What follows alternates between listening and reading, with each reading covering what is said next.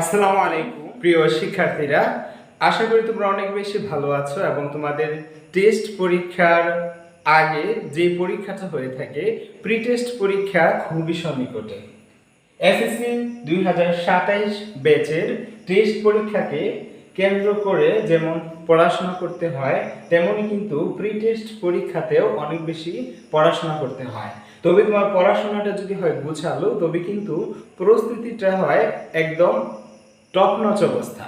So এই ধারাবাহিকতায় আজকের ক্লাসে আমরা আলোচনা করব ইংলিশ প্যারাগ্রাফ সাজেশনের 10টি প্যারাগ্রাফ নিয়ে, যে প্যারাগ্রাফগুলো পড়লে আশা করা যায় প্রি টেস্ট, টেস্ট এমনকি ফাইনাল পরীক্ষাতেও তুমি কমন পাবে।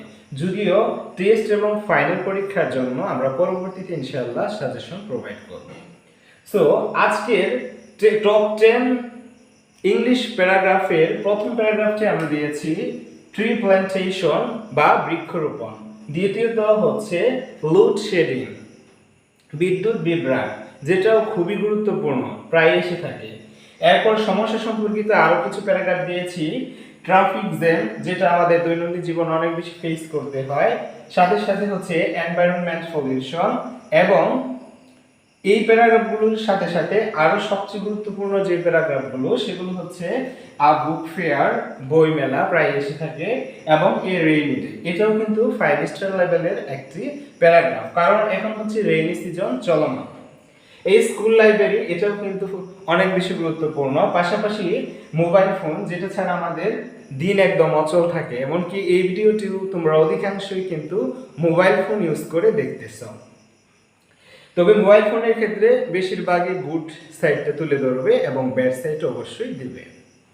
আর্লি রাইজিং, এটাও কিন্তু অনেক বেশি গুরুত্বপূর্ণ, কারণ আর্লি রাইজিং এর গুরুত্ব বলে শেষ করা যাবে না। ইম্পর্টেন্স অফ লার্নিং ইংলিশ, যার জন্য আসলে আমাদের ইংরেজিটা শিখতে হবে।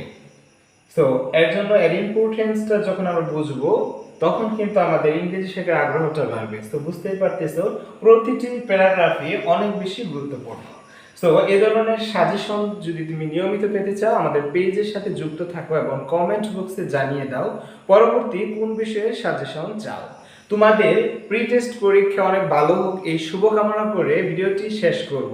তার আগে বলতে চাই, তোমরা যে যে স্কুল থেকে পরীক্ষা দাও না কেন, যে যে বোর্ড থেকে পরীক্ষা দাও না কেন, তোমাদের প্রি টেস্ট পরীক্ষায় যার যার প্যারাগ্রাফ এই লিস্ট থেকে কমন পড়বে অবশ্যই তোমার কমেন্ট বক্সে জানিয়ে দেবে, এবং অবশ্যই খুবই যত্ন সহকারে আমি সেই কমেন্টগুলো পড়ে তোমাদের রিপ্লাই দেব ইনশাআল্লাহ। পরবর্তীতে আমরা টেস্ট ফাইনালের তো সাজেশন দিবই, এছাড়াও প্রতিদিনই চেষ্টা করব কিছু না কিছু সাজেশন দেওয়ার জন্য।